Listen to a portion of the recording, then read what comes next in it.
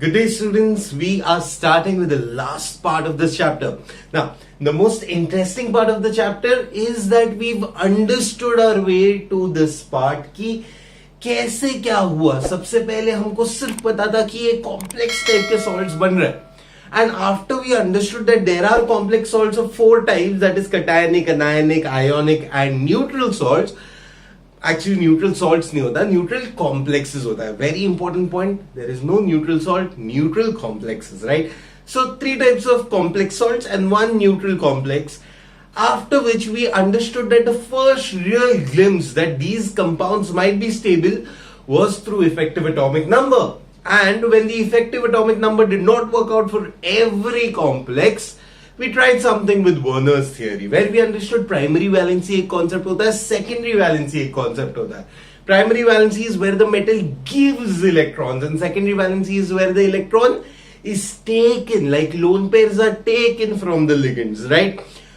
Then we studied valence bond theory, which explained it a little better, why elements or why complexes have a diamagnetic structure or a paramagnetic complex or high spin or low spin or why it is stable or why it is unstable. But the best theory out there was the crystal field theory, which without a shadow of a doubt explained everything, why strong ligands do what they do, why weak ligands do what they do. And by that point we came to the point where we understood the structures, the geometry of these complexes, right? So we are going to learn about that, the geometry, okay? And this is going to be a very important part of the next part of your syllabus. So by geometry I mean that there could be like if the coordination number is 2, then the hybridization of that coordination number could be sp, right? Simple. And we know that the geometry of that structure would be linear, right? Now, when we're talking about linear structures, I can definitely give you an example here, that the example for us would be something like a Ag complex, where silver has 2 NH3s with a positive charge. क्यों positive charge आया? क्योंकि silver जो है वो metal है, उसने electron दिया. जो NH3 है उसने इलेक्ट्रॉन नहीं लिया, कोई नेगेटिव आयन नहीं लिया. NH3 क्यों आया? क्योंकि उसने लोन पेयर दिया हुआ है. समझ रहे हो आप? ओके. वैसे ही एक और example could be Ag with another, let's say Ag S2O3. Now what was S2O3? Let's revise ourselves a little bit. S2O3, my dear friends, was thiosulfate. Yes, it was thiosulfate. So you have to remember that. Okay. Next अगर हम लोग देखें, let's do coordination number 3. Now 3 अगर रहेगा तो it will always be sp2. Okay. One thing that I am forgetting is bond angle. Okay. So मैं यहाँ पे लिख रहा हूँ bond angle. आप थोड़ा आगे लिखोगे तो अच्छा रहेगा. You can write it between hybridization and geometry. Okay. So bond angle of a sp is, we know that it is 180 degree. That is why उसका नाम linear है, बराबर? But अगर sp2 की बात करें तो the bond angle between them is 120 degree. Now sp2 is like your fan. Okay, I'm going to show you a structure कि sp2 कैसा होगा. sp2 कुछ ऐसा होगा. Okay, it's a planar molecule. You can see the planar molecule. Okay, now this planar molecule जो है, it looks exactly like the fan that you're sitting under. So look up. You'll get the example there. We call it trigonal planar.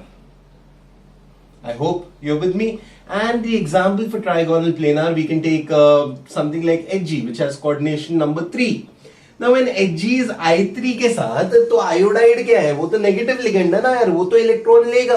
तो Hg ने 2 electron दिया, iodine ने 2 electron लिया, किसी और ने एक और इलेक्ट्रॉन दिया रहेगा, जैसे पोटेशियम या सोडियम. तो ये पूरे आयन का चार्ज क्या है? माइनस. बट इस कॉम्प्लेक्स का स्ट्रक्चर कैसा है? Trigonal planar. Okay. Moving on to coordination number 4. Now, when it is 4, it can either be dsp2, as you know, or sp2d. Oh no, dsp2, or it can be sp3, right? So if it is dsp2 and sp3, क्या फर्क है? अगर dsp2 है, the geometry of that structure is square planar. Okay, when I say square planar matlab kya, it is instead of having 3 blades of the fan, there will be 4 blades of the fan, which will like be looking like a cross or an X maybe. Alright, and the bond angle for that would be 90 degrees and it is a planar structure. नाम से ही समझ गए हम लोग, है ना? वैसे जब sp3 होता है, the structure, the geometry changes to tetrahedron. Okay, it will be a tetrahedral structure and that tetrahedral structure will have a bond angle of 108 degrees and 28 minutes, right? Examples that we can take for sp3 and dsp2 can be something like this. dsp2 के लिए हम लोग ले सकते हैं NiCN4. Okay. And when we use the valence bond theory, we'll be able to understand why NiCN4 is a square planar structure. It will CN क्या है, cyanide. Cyanide क्या करेगा, इलेक्ट्रॉन्स को अंदर ढक लेगा. Very good. सो NiCN2 जो CN4 जो है वो इलेक्ट्रॉन्स को अंदर ढक लेगा एंड इसीलिए D के लास्ट वाले में there will be a lone pair. We have already done this example, right? Similarly, I can also take an example of NiCO4 here, sp3 के लिए. sp3 के लिए हम लोग एग्जाम्पल लेंगे NiCO4 का. ये भी हम लोग ने देखा था कि NiCO4 जो कॉम्प्लेक्स है उसमें स्टेबिलिटी थी. Similarly, I can take an example of NiCl4 here. But यहां पे क्या रहेगा, 2 नेगेटिव रहेगा. ओके, NiCN4 के बदले PtNH4, NH3 4 times tetramine platinate. Okay, can also be the example. Platinum, sorry, +2. All right.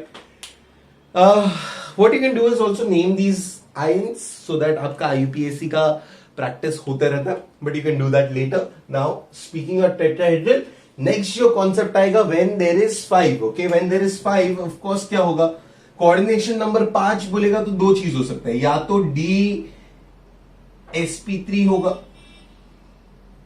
या हो सकता है sp3d. ओके, दोनों साथ में लिखने का रीजन क्या है कि दोनों का structure would be the same and structure अगर सेम है तो उसका बॉन्ड एंगल भी क्या रहेगा, सेम. एक होगा 120 डिग्री और दूसरा होगा 90 डिग्री. ओके, ना to explain my structure bigonal pyramidal तो मैं एग्जाम्पल लूंगा, वैसे नहीं. ये जैसे ऊपर निकल रहा है इसको, ओके, जैसे ये 3 ब्लेड्स है, जैसे ऊपर निकल रहा है वैसे ही नीचे निकल रहा है. तो ये ट्राइगोनल तो है बट साथ ही साथ एक पिरामिड भी बन गया. दिख रहा है आपको, पिरामिड बन गया. तो एक साइड में जैसे पिरामिड बन गया वैसे ही नीचे के साइड में भी पिरामिड बनने वाला है. तो it is trigonal but it is bipyramidal. Okay, so it is trigonal bipyramidal and the example for that is FeCO5 is a very good example for that. Okay, sorry, trigonal bipyramidal.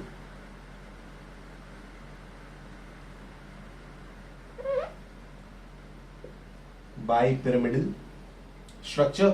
An example that would go very nicely here is FeCO5. Okay, again electrons अंदर ढकले जाएंगे इसीलिए stability आएगी. Okay, DSP3 के लिए हमने पहला example लिया, वैसे ही sp3d के लिए हम लोग एक एग्जांपल लेंगे where there is SB. Now what is SB? Antimony. SbF5 can be an example. Okay, SbF5 can be an example. Similarly now lastly हम लोग जब पढ़ेंगे that would be your octahedral structures. ना ऑक्टाहेड्रल स्ट्रक्चर में क्या आएगा, octahedral structure में तुम्हारा आएगा D2sp3 आ सकता है या तो sp3d2 आ सकता है, आइदर केस. ओके, स्टेबिलिटी क्या होगी, ऑफ कोर्स एंगल क्या रहेगा, bond angle would always be 90 degree for this. Okay, now the examples for that हमने ऑलरेडी किया है. CONH3 6, कोऑर्डिनेशन नंबर क्या है तुम्हारा 6 है ना, तो 6 लिगेंड तो लगेंगे. CONH3 6 हो सकता है. ओके, इस पे चार्ज क्या रहेगा, 3+ चार्ज रहेगा. ओके, वैसे ही एक एग्जांपल हो सकता है COF6 जहां पे 6 फ्लोरीन है, don't need a square bracket F6, but इस पे क्या चार्ज रहेगा, -3 रहेगा. डिफरेंस दोनों में क्या है, it's a strong ligand. Strong ligand electrons को अंदर ढक लेगा इसीलिए D2sp3 आ रहा है. Whereas ये F6 है, F6 मतलब क्या, वीक लिगेंड. F6 इलेक्ट्रॉन्स नहीं ढक लेगा, दैट इज व्हाई sp3d2 आ रहा है. ओके, ना when we speak of these structures, one thing comes to mind कि यार अगर D2sp3 है या sp3d2 है तो जरूरी नहीं ना हमेशा एक ही लिगेंड हो। जैसे यहाँ पे हम लोग ने देखा CO के साथ 6NH3 है, बट ऐसे तो हमने नहीं देखा ना, 6NH3 के बदले 4NH3 और 2Cl भी हो सकता है, या 3NH3 और 3Cl भी हो सकता है। So in that case scenario, when there are certain case scenarios where there are multiple ligands, then what happens is instead of having all same ligands, there could be one different, and when there is one different, what happens is, you guessed it right, isomerism. Okay, ये white ligand के positioning पे there could be isomerism, and when there is isomerism we need to study about it. Okay, now you've already known about isomerism, so we're going to study about isomerism. कैसे type के isomerism होता है? Of course, geometrical, optical, तुमने सब सुना है, stereo isomerism सुना है, right? So we are going to do that. Structural isomerism सब के बारे में बात करेंगे. Take a screenshot of this.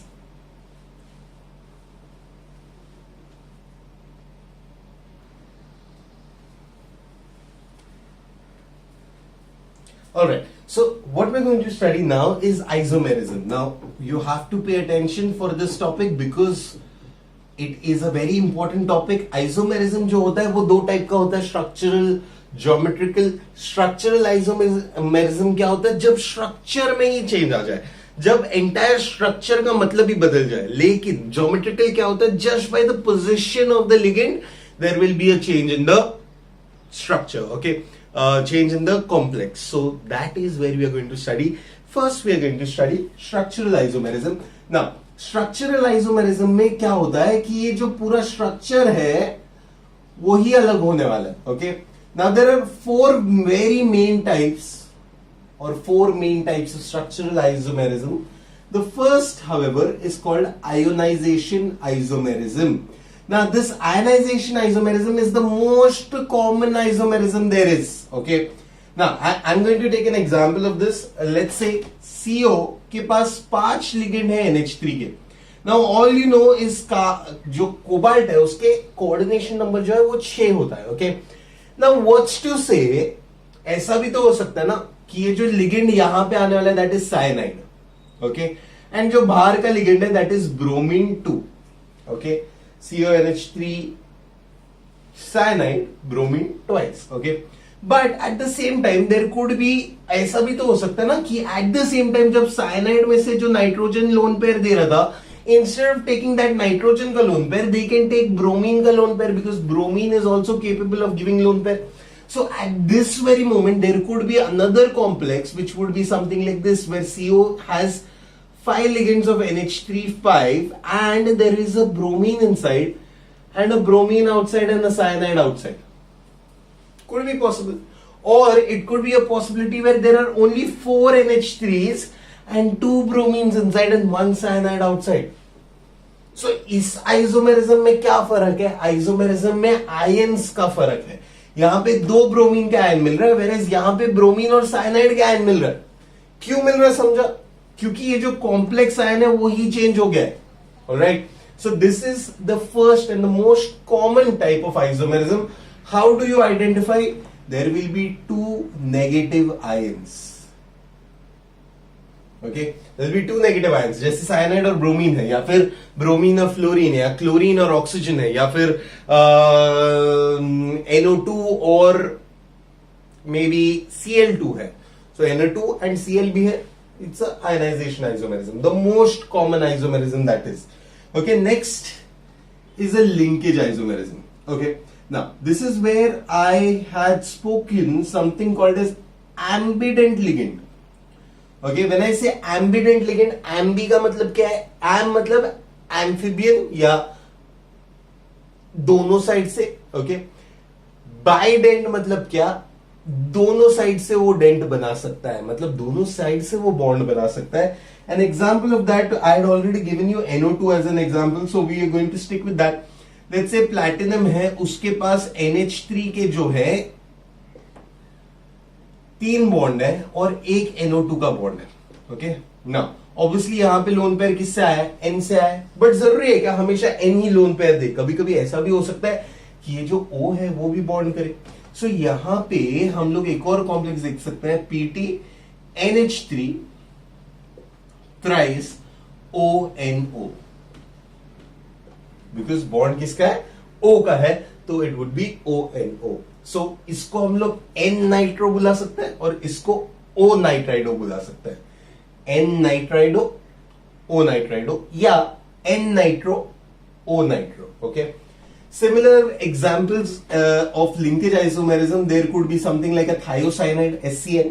Okay, is a very good example because S also has a lone pair and N also has a lone pair, so both are lone pairs। N से भी bond बन सकता है, S से भी bond बन सकता है, right. But these are small complexes, तो स्मॉल होने की वजह से क्या होएगा, दो बॉन्ड नहीं बनेगा, एक ही बॉन्ड बनेगा।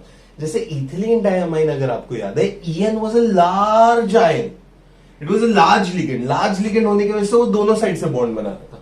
But when it is small ligand, क्या होगा, या तो ये साइड से या तो ये साइड से, तो उस टाइप के लिगेंड्स को हम लोग बोलते हैं ambident ligand. So any ambident ligand is a sure shot sign that it is a linkage isomerism, right.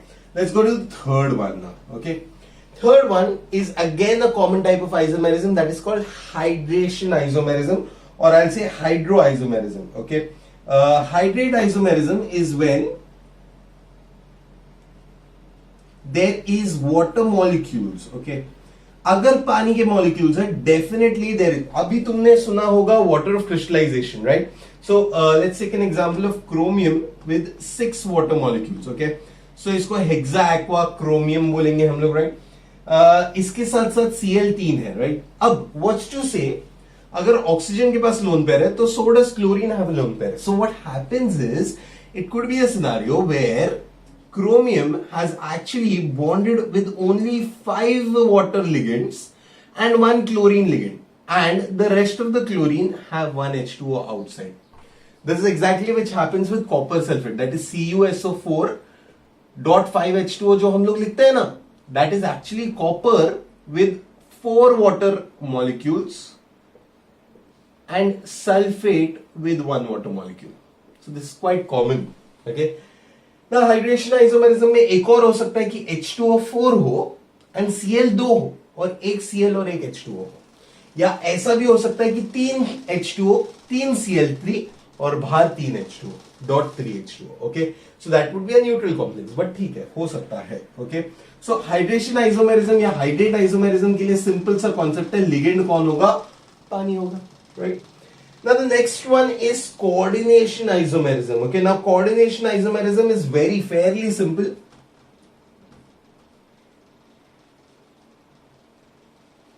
Now coordination isomerism कब होता है, only and only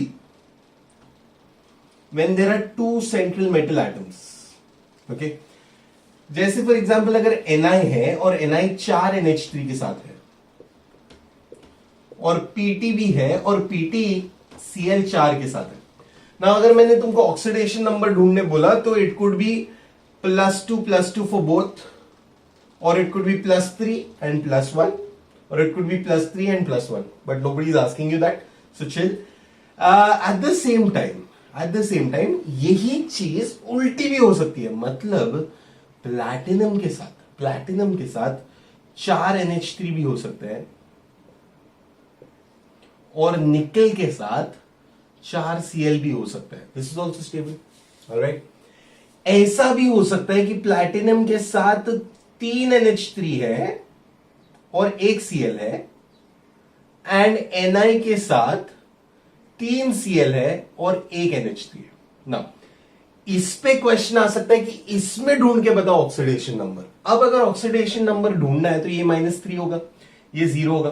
देखो अगर ये नेगेटिव लिगेंड है तो नेगेटिव लिगेंड झक मार के it has to be, total charge should be -1 at least, could be -2, it could be -3। So either ये +1 है या तो ये +2 है, और कोई ऑप्शन है नहीं इधर। अगर +1 है तो इस पे टोटल चार्ज करेगा, -2 का चार्ज रहेगा। ओके, यहां पे जब केस आता है तो यहां पे क्या है, -1 का चार्ज है। ओके, अगर ये -1 का चार्ज है तो ये झक मार के either it has to be +2 and +3। So you have to see an option where there is +2, +2 for both, or there is an option of +3 and +1, and only these 2 options can be right. I am hopping समझा है ना। Obviously वो दो contradictory नहीं हो सकता, या तो फिर अगर जेई एडवांस में आया तो ये दोनों ऑप्शन सही होगा। ओके ना, after coordination isomerism, coordination isomerism में क्या चीज देखी हमने, दो सेंट्रल मेटल एटम आएंगे इन डिफरेंट आयंस, दो अलग अलग आयंस में होंगे, दो अलग अलग। बट जो पांचवा है उसमें ऐसा है कि कोऑर्डिनेशन का पोजीशन गलत है। Only the position of the coordination is different. For example, if I take a complex compound like CO and I reacted with En twice, we've seen this example, NH2, CO, and instead of here En twice, मैंने यहाँ पे क्या दिया, NH3 4 times. पहले तो इसको naming कैसे करेंगे, नेमिंग ऐसा होगा, ये क्या है तुम्हारा अमाइन है तो टेट्रा अमाइन होगा, bis ethylene diamine, mu diamido, di cobalt, जो भी ऑक्सीडेशन नंबर तुमको मिला। Okay, now at the same time this could also be true that there are 2 NH3s here and 1 En here with a cobalt. And the mu bonds are the same. Mu bonds मतलब banana bonds are the same. They both have amide with it, and cobalt again with the En and again with the NH3 twice. तो इसमें क्या हुआ, coordination का position change हो गया. The ion is exactly the same. Only the position of the coordination changed. Thus, it is called coordination position isomerism, where there are two central metal atoms in single ion. अब इस ion का charge क्या होगा, अगर मैं बात करूं CO, ये -1 है, ये -1 है, राइट। कोबाल्ट पे +3 होता है, +3 होता है, तो +3 it would have at least +4 charge. Okay, so यहां पे एग्जांपल ले लो, Cl4 है, ठीक है, यहां पे भी वही होगा, Cl4 होगा। ओके, तो आयनाइजेशन में फर्क नहीं पड़ा, Cl अभी भी 4 है या अभी भी 4 Cl मिल रहा है और एक कॉम्प्लेक्स आयन मिल रहा है, बट पोजिशन में चेंज आ गया। Okay, now the last type is called polymerization ionization. Polymerization isomerism, not ionization, sorry. Polymerization word सुनते ही तुम लोग को समझा रहेगा कि ये क्या है, पॉलीमर है मतलब एक मोनोमर होगा, उसका डाइमर बनेगा, डाइमर बनते जाएगा। So an example of that could be something like this. PT is with 2 NH3s and 2 Cl. Okay, now this is a neutral salt. This is neutral. Got it. At the same time, there could be a scenario where there are 2 platinums, जिसके एक platinum पे 4 ammonia है और दूसरे platinum पे 4 Cl है। At the same time, अगर हम लोग एग्जाम्पल देखें, एक और जो एग्जाम्पल हो सकता है, that could be that platinum is with 3 NH3s and 1 Cl. Okay, and the other one is PT Cl4, but this will be twice. Okay, now how do I get the oxidation numbers? ये twice है, okay, और ये 1 है, तो इसका oxidation, इसका क्या रहेगा, -2 रहेगा, और ये क्या रहेगा, +1 रहेगा। So the entire ion is +1, Cl is -1, तो definitely this would be +2। ध्यान से समझा क्या बोला, अगर ये 2 है और ये 1 है, तो ये 1 किधर से आया, इधर से आया, तो इसका ऑक्सीडेशन नंबर +1 रहेगा, इसका ऑक्सीडेशन नंबर -2 रहेगा। अगर ये टोटल -2 है और ये -4 है, तो ये झक मार के +2 होगा। समझा? सो this is how I identify the oxidation number. Okay, now if you look closely, here platinum, ammonia and chlorine, अगर हम लोग देखें तो फर्स्ट एग्जांपल में प्लैटिनम 1 है, अमोनिया 2 है, क्लोरीन भी 2 है। सेकेंड में अगर हम लोग के 2 प्लैटिनम है, 1 और 2, और 4 अमोनिया है और 4 क्लोरीन है। एट द सेम टाइम यहां पे अगर हम लोग देखें, there are 2 platinums, right, twice है ये, so there are 2 platinums, 6 ammonias and 2 chlorine here and 4 chlorine here. It is, sorry, 3 platinums, 2 इधर और 1 इधर, 6, and here also 6. So polymer बन रहा ना, ये मोनोमर है, where there is 1 platinum 2 ammonia and 2 chlorine, उसका डाइमर क्या रहेगा 244, ट्राइमर क्या रहेगा 366. So this is a polymerization isomerism. I am hoping कि आपको समझा है.